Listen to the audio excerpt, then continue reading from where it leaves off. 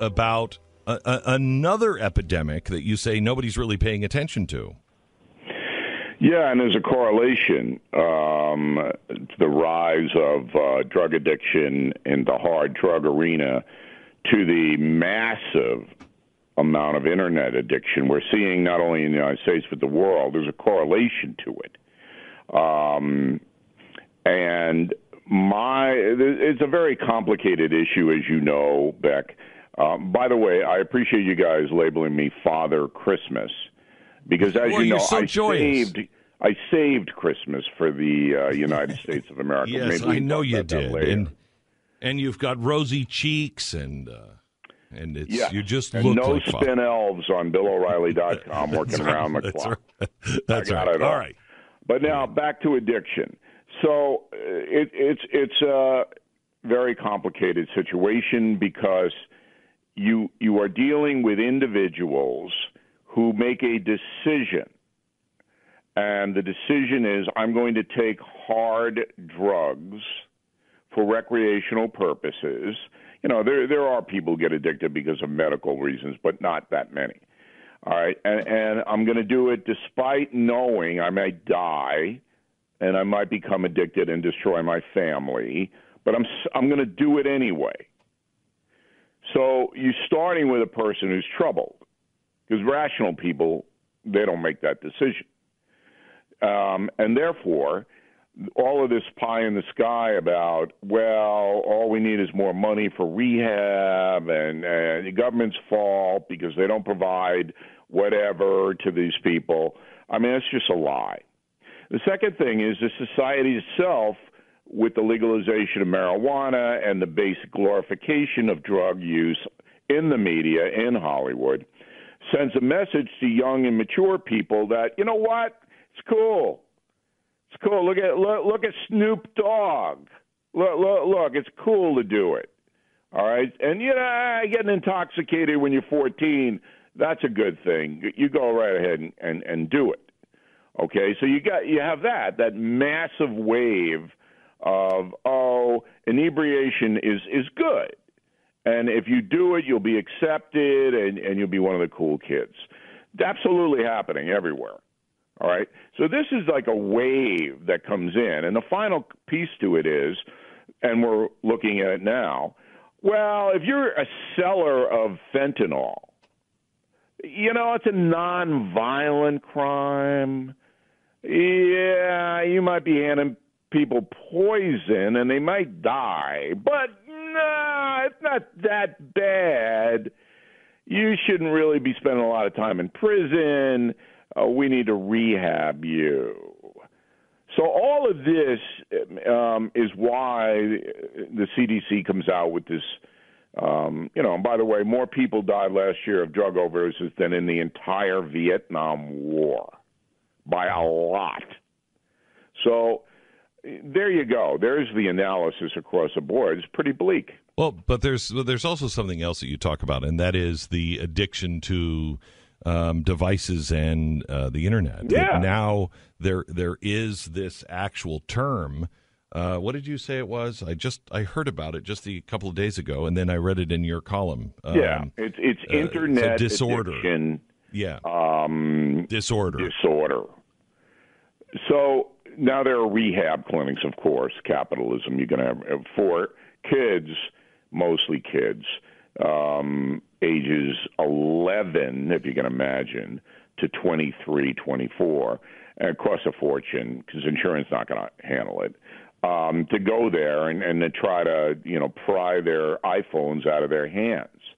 But every parent and grandparent knows about the addiction, and there are plenty of adults addicted to it, too. They don't pay attention to their kids. They don't pay attention to their pets. I mean, nobody talks about that, but pets used to be, brought in and you pay attention to them and you walk them and you nurture them. And now the pet's looking at you, how come nobody's paying attention to me? Because everybody's texting or Snapchatting.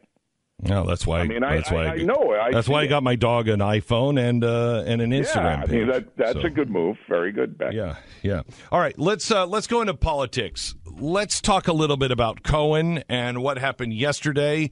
What you think it it actually means, and then what you think it politically means. Okay. I don't know what it means, and no one else does either. Therefore, all the pundits who are telling you on television and in the newspaper op-ed pages that they do know are lying, Beck.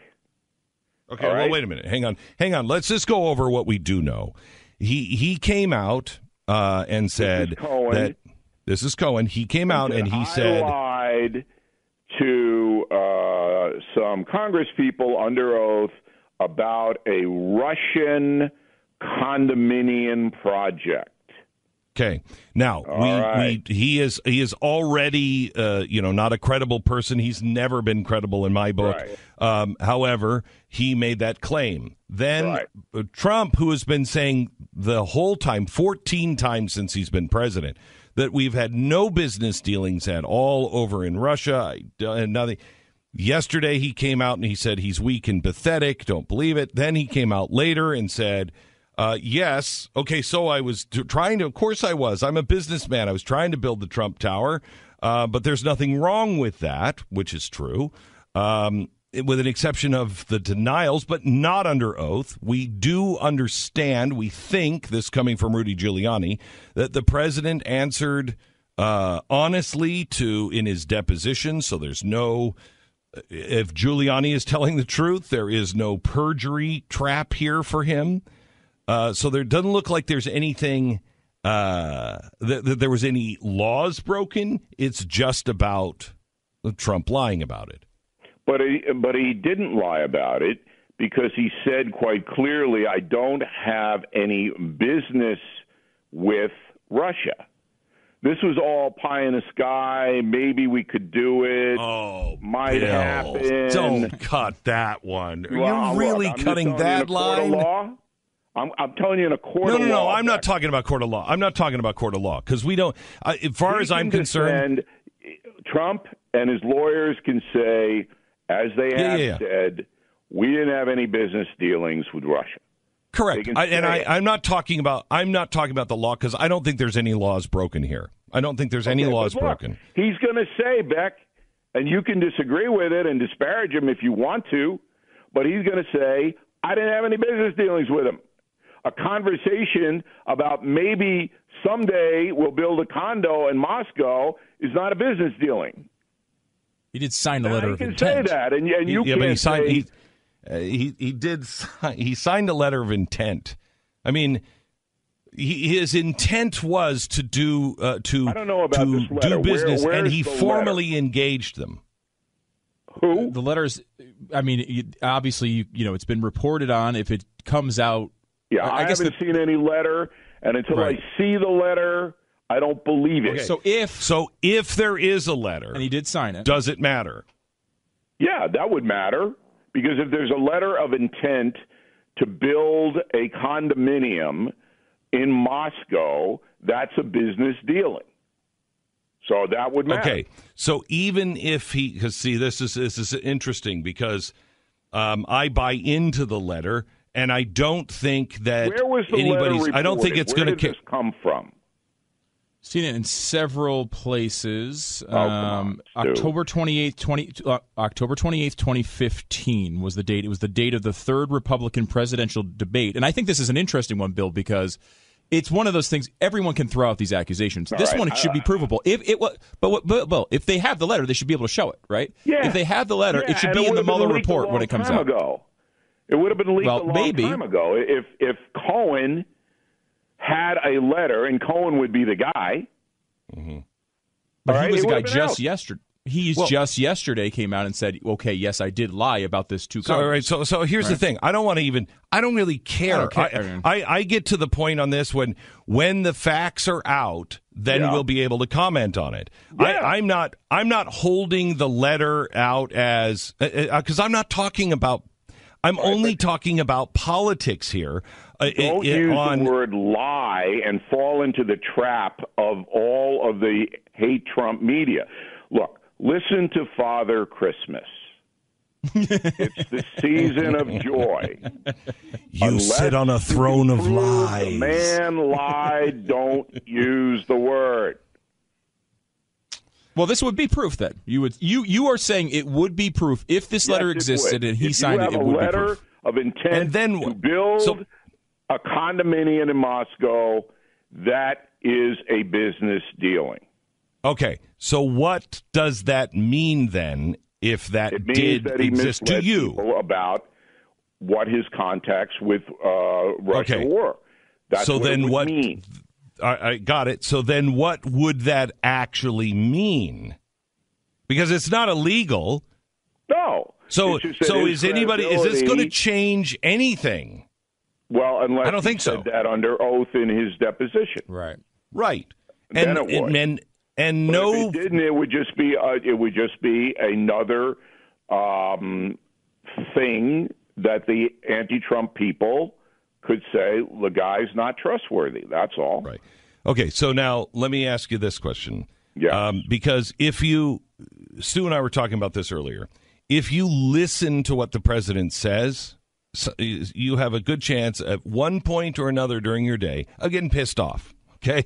But if you don't listen to what he says, you just watch his actions, like on Russia. He's very strong against Russia. He has taken real sanctions to Russia that we have not seen before. When you watch his actions, they don't match the words because he's a guy like, this is the most beautiful sink ever built. And you're like, okay, it's a sink, man. You wash your hands in it. So you have to not look at his language, but when you actually listen to him, you have to defend it. And we're put into a role to where we have to somehow or another say it's okay that he said, I had nothing to do with paying those girls off, and we know now that he did. If this happens with Russia, and there's a couple of other things that are like this, that you have to make a decision whether his policies override his personal behavior. It's the same thing with Bill Clinton, and I think the American people the same thing with Clinton, with Bill Clinton, as the Republicans are doing with Trump. Right. And I think everybody has already made their decision on that. Right? I'm not sure, because if he wants to be reelected, he's got to win over about 7% more votes than he has now in the polls. All right, and so I think there are persuadable people depending on who runs against him. All right, so let's pick it up there, and our conversation continues with Bill O'Reilly from BillO'Reilly.com. Glenn Beck, Mercury.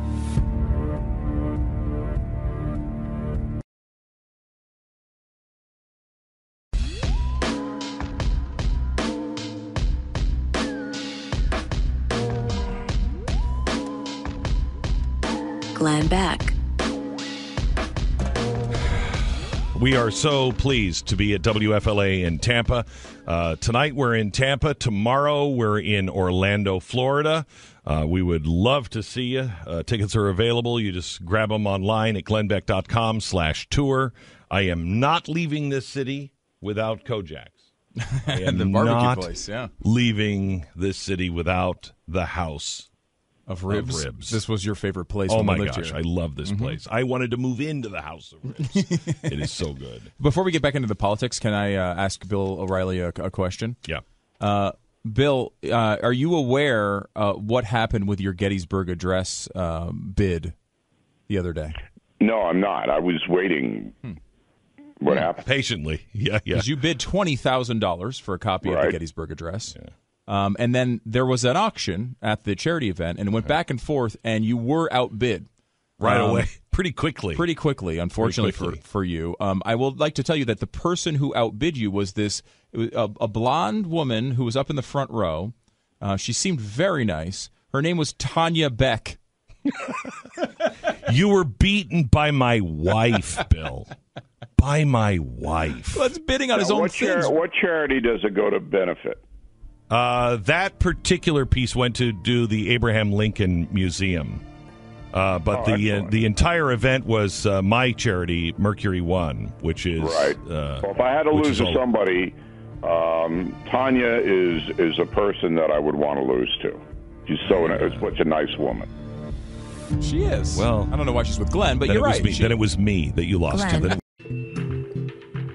Florida, where we are performing tonight in concert. I believe Stu is. You're going to try the cello tonight, are you not? Yeah, I've never tried it before, but I think it looks pretty easy. I mean, your arm goes back and forth. It's basically the whole thing. And I am on the electric guitar and electric piano, which I've never played either one of them. And there's no electricity either. Yeah, it's unplugged. Yeah, it's unplugged. So anyway, that's tonight and tomorrow. Tonight in Tampa, tomorrow in Orlando. GlennBeck.com/tour. Bill O'Reilly is with us. Bill. Wow, I wish I was down there. I would really like to see Stu play the cello. That would be exciting. Thank you, Bill. I appreciate it. A lot of people feel the same way. Yeah. I know. So, if you get the steel drum going, I mean, hey, can Father Christmas just get a quick plug in so we don't have to do it at the end? Yeah, sure. All right. The internet addiction is killing the book industry. All right. Because people don't want to take the time to read a 300-page book when they can just text their brains out or Snapchat or whatever they're doing.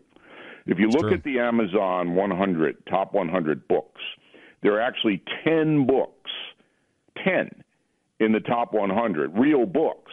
Killing the SS is actually the second best-selling book next to Michelle O in the country right now. It was first last Sunday. But The Wonky Donkey and Dragons Love Tacos are outselling me on Amazon, Beck, and it's an outrage. Oh, Dragons Love Tacos sounds really good. Dragons love tacos. I love tacos. We have a lot in common. I got a lot to love tacos, all right? So the whole How do you know that? Fraud. You were the one saying, unless you have a confirmation of a lie, don't call it a lie. Don't call it a lie. How do you know dragons don't love tacos? They don't love tacos. How do you know that? Eat people. They don't eat. They don't eat tacos. But anyway, killing the SS. That's an old charge on dragons. Anybody who likes history will love Killing the SS for the holiday thing. And then BillO'Reilly.com premium memberships, Beck. You have one. Everyone should have one. So that's it. Father Christmas is done. Go right ahead. All right. So let's talk about the G20 meeting. The president said yesterday, which I love the way he negotiates. He's got a twitchy eye, and everybody's like, I don't know, he just might frickin' do it. He said, I don't really even know if I want to make a deal with China because we're getting so much money from them now in this tariff war. But he does. But he is threatening all kinds of stuff. What do you think is going to happen with the G20? Any progress on the trade with China? Yeah, I think there'll be a breakthrough because China, and I have this on very good authority, is going to slap a tariff on Dragons Love Tacos. You're not going to be able to ship that book to China, and that's going to be the deal breaker, and Trump will give in, and then everything will be good. I have heard that this deal with China has already been made. And this is usually the way they do it. People should know this. They don't just show up to Buenos Aires, all right, and then they talk in a room and come out with a deal. That never happens. It's always with done Gorbachev and Reagan by minions or the Secretary of State or whatever, and then they have a framework. So they know now whether they're going to have a joint announcement on Saturday or Sunday, which I believe they'll have some kind of breakthrough. I do believe that will happen. So will the trade war, because this is the one thing that I know President Trump really believes in. He believes that trade wars are good. He believes that tariffs are good. And a lot of people in his administration have been hoping that he's just using this as a negotiation tactic. So far with Canada and Mexico, no. Well, he got his deal with Mexico, and then he never changed the tariff. So he will. He will. His Obrador's coming in this weekend, and they will do that. But Trump is smart. He's not going to do it until Obrador gets in, the new president of Mexico, and he sees how he's going to handle a caravan. He sees how he's going to do a whole bunch of other things. So it's still there, but it'll when it comes when it comes to Mexico, I'm not in any hurry to lift it on Mexico because of the caravan. I want to see what they're doing. Right, because this guy's a socialist, Obrador, and you got to see how crazy he's going to be. All right. So you think that we are going to solve this deal with China? I don't know if you're going to solve it, but Trump is a deal maker. That's his whole life, makes deals, all right? And so he wants to put forth to the American people that he's tougher, smarter, and stronger than China. That's what he wants to do. Now, China, they're basically saying, we're not going to take a lot of garbage from Donald Trump, but our economy is listing. Word of the day, Stu, L-I-S-T-I-N-G, listing, all right? And it is. So we're going to have to do something to get investment back into China. That's what China wants. So both sides have big gains to be made if they can, be nice to each other. And that's what I think will happen. Let's talk about Putin. Yesterday, President arrived. He was going to meet with Putin, and he said, no, I've got to look at, I'm not happy that they haven't released the Ukrainian sailors yet. So what do you think is going to happen with Putin and Ukraine? No idea. You never know with Putin. Putin's a different character than, China. China has to deal with the United States. They have to, because their economy is so fragile. It's 1.5 billion people, many of whom don't have electricity. They don't have a lot of choice. Putin can do whatever he wants. I mean, Putin's like Stalin in the sense that he runs that place. You don't like it, I'll put a bullet in your head. And so Putin, you can't predict what he's going to do. I think he's just bored over there. It's 14 below zero every day in Moscow. He goes, let's have a little fun with Ukraine. We'll take one of their boats. That's what he is. He's a provocateur. So Trump can't handle him because Trump's got nothing over him. And Trump was smart not to meet with him. And, if Trump had his way, he wouldn't meet with anybody. He wouldn't even go there. He doesn't even know where it is. I mean, come on. Last topic, the border. Your thoughts over the week? Well, we've done some excellent reporting on BillO'Reilly.com, tracing the big money that's come from Washington to Chicago to Tegucigalpa, Honduras, to fund this whole ruse, R-U-S-E.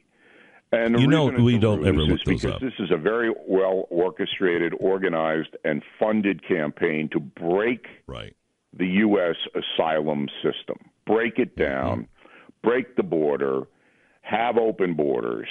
And if you go to BillO'Reilly.com, we've listed all the agencies, all the people running the agencies.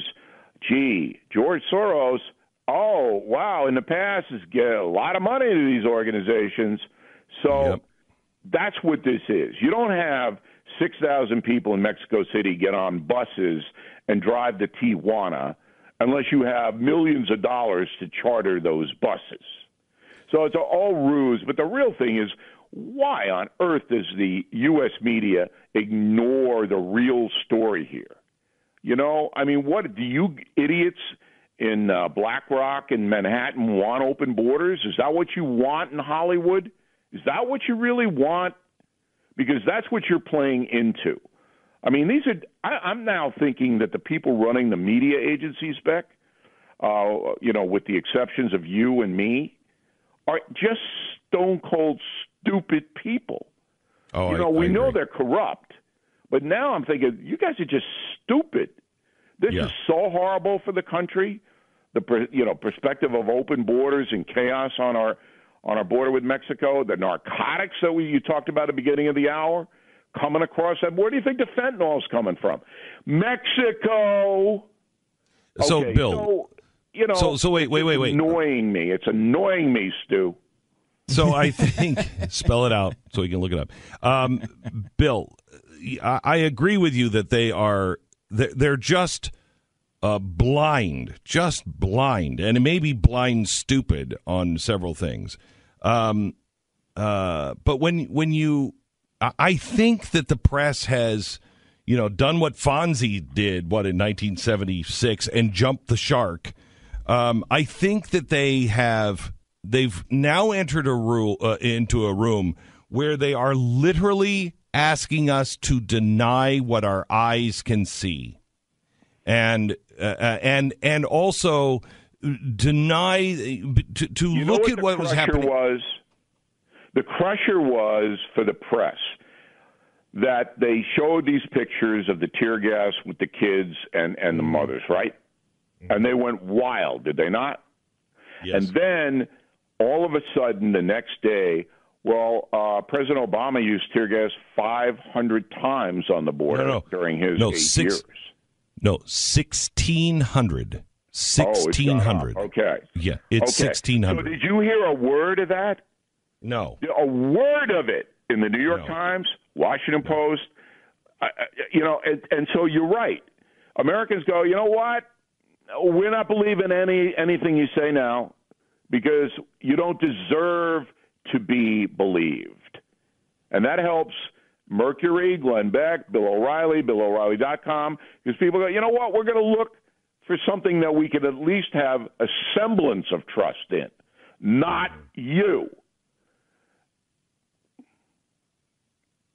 I know. Bill O'Reilly. So brilliant, that analysis. I know, it was speechless. It was beautiful. Speechless.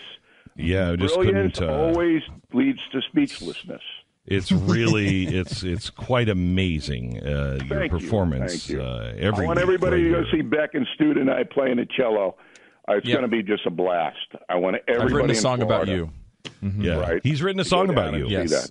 Yeah. All right, Bill. Great Beck. to have you. BillO'Reilly.com, and Killing the SS is his latest best-selling book, which is really truly tremendous. If you're a history lover, or you really just want to delve in and know the truth about some of the things that even the United States did in World War II with Killing the SS, Bill O'Reilly's book is tremendous. Thanks so much, Bill. Talk to you soon. Okay, guys. See you soon. All right. Bye. I mean, this is a great point in that his supporters should not have to deal with trying to defend these things. Look, I know he this. Didn't even do anything wrong trying to build it. His business is building towers in other countries. This is what he does for a living. Do you remember how many times when I was at Fox and we were at the very height of all the controversy around me, how many times I came on the air and I said, I'm really sorry because I know it makes it hard to defend me.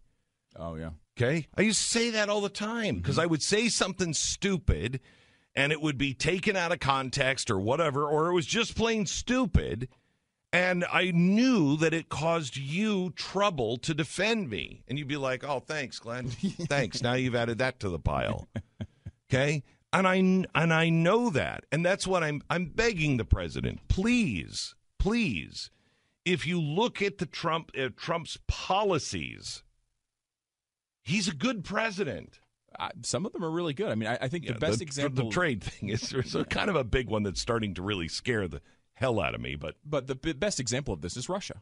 If you look at what he says about Russia, you would think, oh, well, he's way too friendly with Vladimir Putin. A lot of people believe, you see that, and it's notable. I mean, I know because it is notable on what he says. Right, but if you look at what he does, his policies are pretty hawkish against Russia. Very hawkish. The administration has taken a lot of major steps against Russia through this period. This has not been a presidency that has kissed the butt of Vladimir Putin. Nope. Just because he said a few nice things in press conferences does not mean that the actions of the administration go down that road. And I think if you realize that Trump is a guy he's a big talker, right? He's saying that I have the best of everything in the world. And for years when he was back in the entertainment days, people would know, okay, he's saying that, but it's bluster. He's talking big. We get that. We're not really going to pay attention. We know he's not actually meaning it's the biggest or best in the world. And this is the thing here. It's like because he says something in public, or he says something to the press, or he's fighting with the press and says something defensive like I have absolutely no business with Russia, you can't take it seriously because you don't know what the truth is until. Right. That's why we've been saying with the Mueller thing, let's just wait for it to come out and we'll read it. And here's what liberals and the press don't understand. They look at us, and this is what's so frustrating, is because 70% of this nation sick to death of this crap. I think it's actually 80%. That they're exhausted by this. They don't want to play this game anymore. They don't want to fight. They just want everybody just to shut up and do their job, okay? And what the press doesn't understand is that there are many people in America that are so tired of the lies of the press, not just the Trump lies, but the lies that have gone on forever and the double standard forever. Bush hates black people. They didn't care. They didn't care. How can you possibly say that? What's his name? Dick Cheney blew up the levees. George Bush knew about the towers. When 60% of Democrats believed that in 2005, that George Bush had something to do with 9/11. Now, of course, they deny it and say, we're not into conspiracy theories. Well, the evidence is there, okay? And that came from a press not being a bulldog on that stuff. They were at best neutral. It's why I went on the air and said, we're going to get to the bottom of the FEMA camp thing. I'm going to find out if they're happening or they're not. I'm going to go in with an open mind, and I'm going to say, are they happening or not? I get bashed as a conspiracy theorist because I said, are they happening or not? We're going to tell you next week. And the answer, by the way, was no. It was no. And quite honestly, I was pretty sure the answer was no, unless Dick